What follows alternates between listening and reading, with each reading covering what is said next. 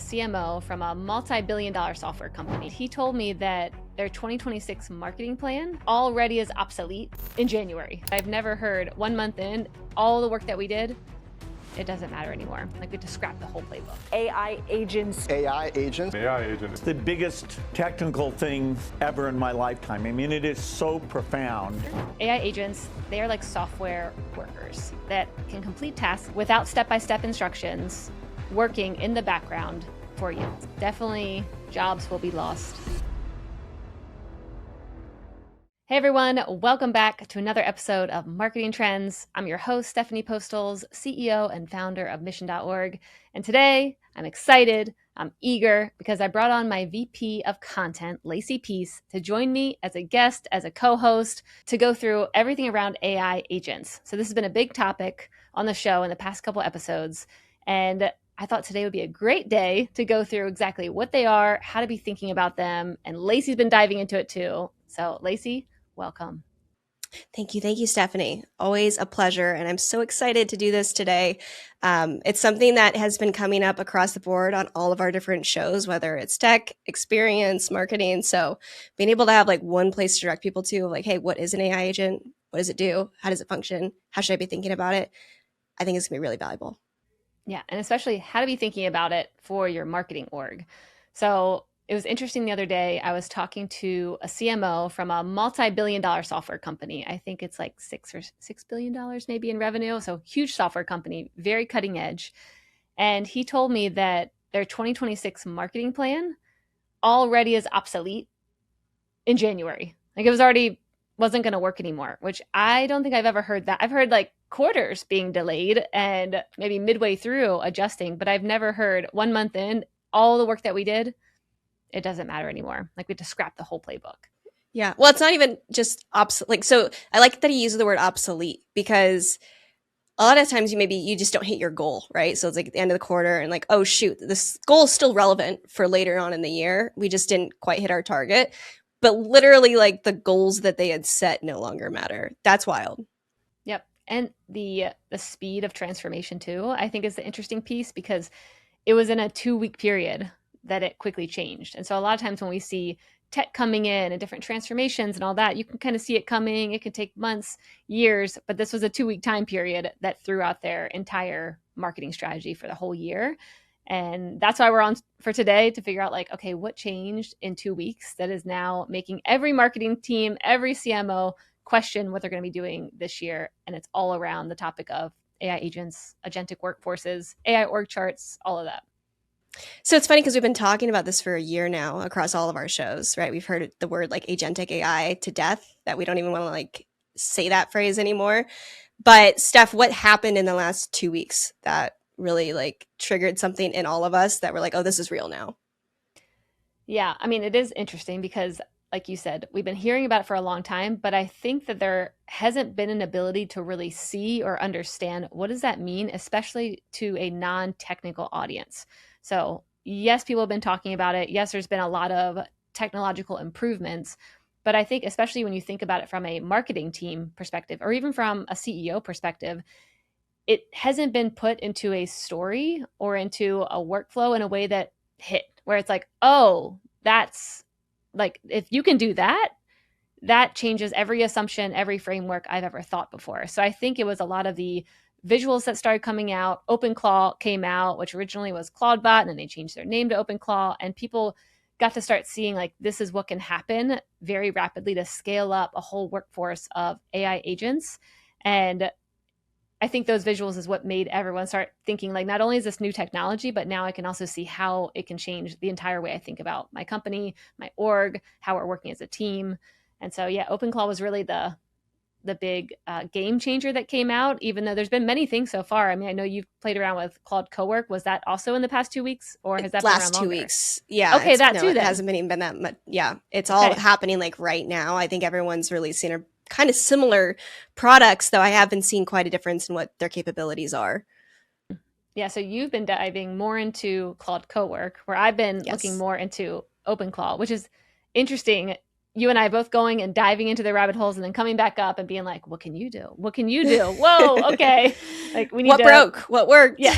Yep. Yep. Before we get into any of that, I think we need to set the table of what even is an AI agent. We've heard it again so many times on all of our shows, but I haven't gotten a concise, clear description of what it is. So, Stephanie, could you walk us through that?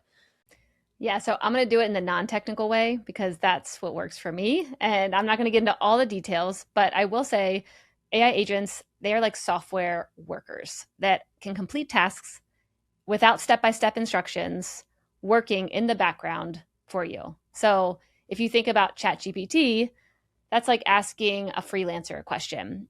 Whereas an AI agent is like hiring someone and then giving them an outcome or a goal, and then it's working to complete that goal. So you don't have to tell it step by step of how to do it. And here's the framework and all this. You're just saying, let's take it from like a marketing perspective. Instead of setting up all these automations and systems and telling it do this, and then you've got Zapier and yes, no, you don't do any of that. Instead, you can say something like launch a webinar campaign targeting CMOs and optimize for registrations. And then you let it get to work. And you make sure, of course, that it has access to all the platforms and the APIs so it can go in and maybe it's going to go into YouTube, go into the ad platform. It already has those accesses and the API keys to start pulling that data, but it's outcome oriented. It's not based off you telling it, here's the 5 steps of how it needs to be done. It's doing it for you. And then on top of that, after it completes it, it'll show you and it'll recursively learn each time. So it can get better every time where you can look at it and be like, yep, this is exactly what I want. And now make it even better because I want the CAC to go down, for example. Once again, outcome goal oriented. And it's learning and getting better every single time. And it's not just relying on your human brain to tell it exactly what to do. So it's a very different way of thinking where, you and I are used to telling a system like this is exactly how you have to do it. And so it's really getting out of that practice and more saying like this is the outcome and I'm going to orchestrate this by watching over the AI agents and making sure they're doing it in a way that's getting to that outcome and then making it better and better each time.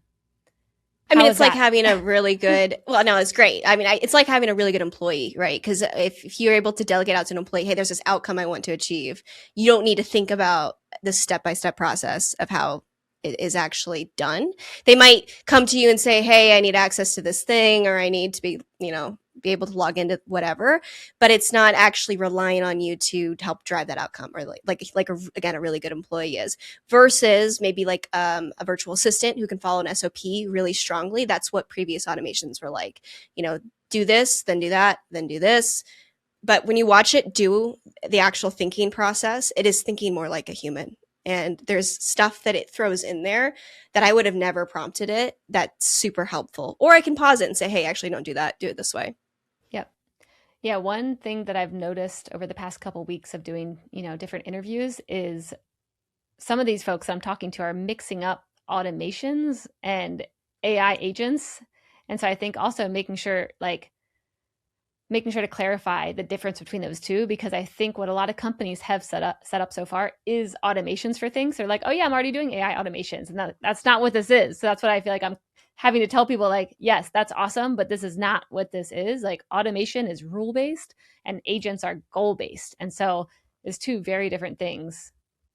And it is a mindset shift that I even have to audit myself. Like while I was working with these tools the last couple of weeks, I consistently found myself in that mode of like trying to give it step by steps of how I would do something, and not just starting with the outcome and letting it sort of find its way on its own, and then maybe me putting some guardrails or like supplementing it with a little bit more information. So it's like the ultimate delegation, right? It's just like what you and I used to talk about with the Who Not How book that we read. To be able to think about how to use these AI agents effectively, you need to be an expert delegator, but not necessarily an expert at recording yourself do an SOP step by step. Yep. Yeah, I think one thing I've had to untrain myself as well when it comes to this space is not treating, let's just say OpenClaw or any of these agentic tools, not treating it like ChatGPT. Because I think I've been hearing, for so long, like you got to have good prompts and make sure to give it a persona. And this, yes, like you definitely had to do that with ChatGPT.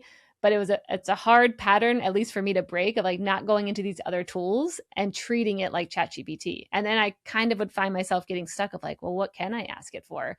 And so it definitely takes just a different mindset where I'm like, okay, I don't want to just use it like that, because it has so much more functionality. So then you have to kind of like go out there and explore and figure out, okay, how can I use this? What can I ask it to do? And get out of like the old way of thinking of what we've been used to with ChatGPT. No, that's a super strong point. But I also think it underlines a broader business problem, right? Is in order for me to come up with the outcomes I need from this tool, I actually need to sit and think about what are my business outcomes that I'm trying to drive at and make sure that whether it's a human employee that I'm trying to train or an agentic employee that I'm working with, both of those, people, beings, things need to be aligned on what we're actually working towards. And it's been so much easier as a manager to kind of get caught up in the how and not the why. I feel like you're really successful because you're just like this expert executor, but that's not going to be valued nearly as much anymore because you don't need to know the how. What's going to be really what's going to really differentiate people's careers and businesses is coming up with that why and being able to strategically apply it. Yep. Yeah, which I think is a great point. And I know I've had quite a few marketers ask me of like, is this going to take my job? Or how do I know if it's going to? And in one way, I'm like, yeah, probably, unless you can start looking at what you're doing. And if everything you're doing is based off execution and tasks and doing things manually or just moving things around, moving something to a spreadsheet and then moving it into, let's say, HubSpot and whatever it might be, like, yes. But if you can zoom out and figure out what kind of system can I architect around what I want to build and start thinking more strategic and, like you said, tying it to business outcomes, like that will never go away. And that's where you can add, things that no technology could ever do, which comes down to like human taste. Like everyone's is different. You probably won't know what my taste is until I say it. And then it surprises me too. I'm like, can't rebuild it. That's only me. Intuition, judgment, strategy. I mean, I think there's a lot of like really good human elements that get to come online now in a way they couldn't before because a lot of these redundant tasks are going to be, taken care of by these AI agents. Do you like to use that word intuition in there? And I know that in like the groups we run with in Austin, that's a common word. But how would you define that for someone who's a business leader that's like intuition? Like, you mean my gut? Like I should just be trusting my gut?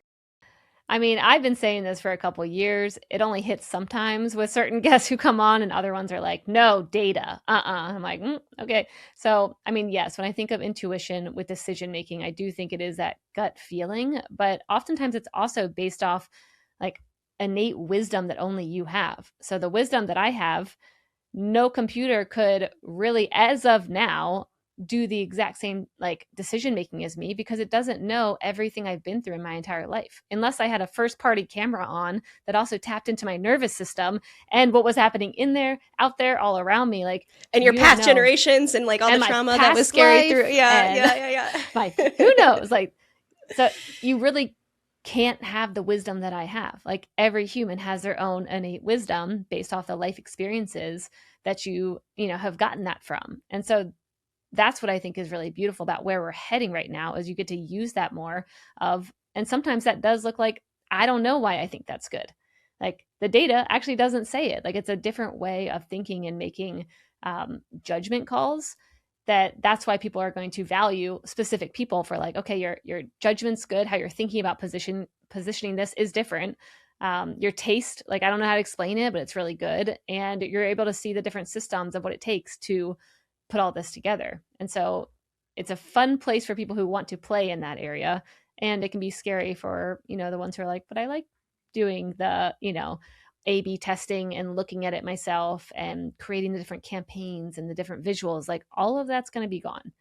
And so if that's the area that you're hanging out in, like, yes, that probably will go away. Just like, I mean, if you look at history of like different job roles, I mean, demand gen at one point has changed drastically because it used to be, email like expert or email optimization expert was one job. So yeah, before these marketing automation platforms came online, like HubSpot and others, demand gen, was very fragmented into role-based, into roles like campaign manager, email specialist, a list manager, an analytics person. So everything was very manual and it was very heavy execution focused and also very siloed. And then new roles did emerge, but it was more like CRM architect and revenue operations. So it was much more like zoomed out, more visionary. You now all of a sudden have these automations and tools that are working for you. So you can instead focus on the strategic decisions that are going to drive the business forward instead of like, optimizing an email list. Yeah, no, I mean it makes sense, but I ask this a lot on my show Experts of Experience about like, is there still value in understanding how to actually do those tasks though, right? Like, is there still, if we get into a future stuff where there is a bunch of these AI agents executing on things, do I even need to know how to do email optimization? Is that still going to be valuable?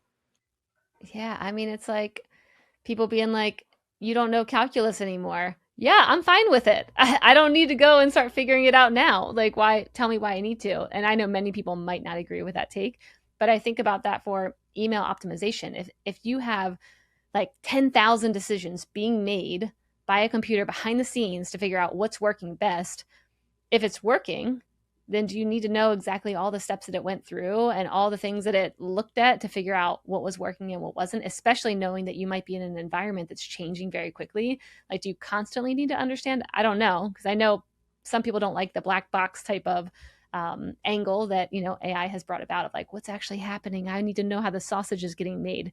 But when I know, which I have it too. I have it too. But if you look at least the past decade or so, like the best technologies have gone behind the scenes, and you like no one knows unless you're really into it how blockchain fully works. Like people like us, yes, if you're like in that space, but do we need to know? Or I don't know. Like, do we need to know all the details of how things are working now?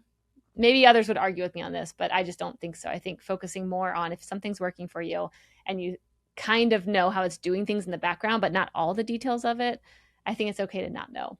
What do you think? I mean, again, if I reframe my thinking of this isn't a tool, this is like an employee that I trust. I'm not going to look at what my employee that I trust is doing every minute of their day and audit that and understand that. I'm going to trust that they're doing it effectively. So that's, I think we need to think about it like that. There are things like, in order for me to properly provide feedback to that employee, I need to understand loosely what the job is and why they might make a decision that they are making. But I don't think I need to know like how to actually log in and look at the email optimization tool, right? So I think it's still going to be vitally important for leaders to know what questions to ask, and that comes from experience, but that doesn't mean you need to have the actual like hands-on experience that maybe a current expert would have in a certain domain. You mentioned, like, I know we talked about intuition and whatnot, but you mentioned taste and things like that. All that stuff gets defined by usually the marketing team, right? Like, what's the appearance or brand storytelling. So spending a lot more time on defining those things in a way that's going to differentiate your company and make them stand out, and less time on the actual how to like run ads or something, I think it's going to lead to like a lot stronger businesses. Well, I would wonder though, if you think about, your brand and focusing on that, like if you're now appealing to an agent buyer, like they might, you know, yeah. So that I was just talking about this on the interview the other day of like, does brand or with the Twilio CMO, like, does brand even matter anymore? Maybe, but it just probably has to be thought about differently, knowing that you're just going to be telling your agent, hey, go buy this thing, look it up, blah, blah, blah. And it's like going to not only just go to your website, it's going to look at G2 and all these other places and then be like, so it's a different way of buying now. So then how does taste come into play? It's probably more from a structural thing, a team thing, a strategic decision-making frame, maybe. Maybe. I think it depends on, it's like steps, right? Because I don't think we're yet at the point of my AI agent talking to your AI agent whenever I've got something going on that's wrong. Like I still have to call FedEx because the box didn't show up, right? Like, so it's like there's still an element of like me liking a brand and wanting to work with them. I don't know that that becomes completely, because then you're basically saying we don't need marketers at all. Right? Like, That's right? how we end the episode. Yeah, I don't think we need to go there. Well, a lot of my philosophy on this is more philosophical. I don't know it's going to be very concrete for marketers. I mean, I just had a whole conversation with this guy, Matt Marcotte, about this, of how important it is as a brand to define your profit, and that can be actual revenue, but it also often is something else. Like Patagonia has, like, for us to be successful, it is revenue and we support these certain things. So it's like, will that not matter anymore if I'm having my AI agent go buy things for me? I think I still would prefer to know that it's purchasing from those types of brands. I think, like, the question that's coming at me right now that I think is most relevant for this episode and this conversation is around, like, okay, but is my job going to be here? Like, we kind of danced around it of, if you're an executor, then probably not. So what does that actually mean? Does that mean you need to upgrade your skills? Does that mean, like, you need to think differently? Is it even possible to have the 1,000 different marketing, executor roles? Not all 1,000 of them are going to be able to take strategic roles. So there are going to be a bunch of people that don't have jobs. So we talked a lot about how AI agents are driving towards outcomes and they can execute on a bunch of stuff for us now. So, like, the actual role of a marketer that is one of execution likely will go away. So, Steph, is AI coming for marketers' jobs? I mean, I hate to be the one to say it because no one else seems to be saying it, but yes, definitely jobs will be lost. It is pretty apparent with the efficiencies that I'm seeing these AI agents bringing to a team. There's just no way that you cut out the execution roles and then you bring all of them up to a strategic level. Like, it just doesn't make sense. So, yeah, definitely will be. I mean, we're already seeing it with a lot of companies right now implementing just some of this and, having big rounds of layoffs. And so it's definitely only going to be happening more, especially for the execution layer of, yeah, people who are in those roles. Which brings me to my next question. What do I do if I don't want to be the one that gets cut? Yeah. So, I mean, I would say, one, it's never a better time to do your own thing. Like, you can start and launch things so quickly. And so, if you're, whatever marketing role you're in, you probably know the problems that your customers are dealing with, problems that you personally are dealing with. I mean, you can just look around and it is so easy to launch things now and build. So, that's a very fun place to be in. But if you're like, that feels a little too far, I don't even still understand this. This was like a good 101 episode, but I still don't know what to do. I would say just go and watch YouTube videos on this. Type in OpenClaw, type in Cloud Cowork, and just watch videos so you can understand the capabilities that these tools have. And then it'll start getting your creative juices going to be like, oh, now I didn't even have to install, I didn't have to get a Mac Mini and install OpenClaw. I'm just watching videos and it's already expanding my mindset and the frameworks that I'm thinking when it comes to running a team or building a business or doing my marketing campaigns. And so you can just start with that. We will link up some of our favorite YouTube videos. We'll link up some of our own episodes where we've talked about this before. But I think that is step one, watch YouTube videos. And then step two is like, get in there, get your hands dirty, just start playing around, messing it up, like just see what can be done on your own, because that also is very expansive when it comes to like getting in there and getting your hands dirty.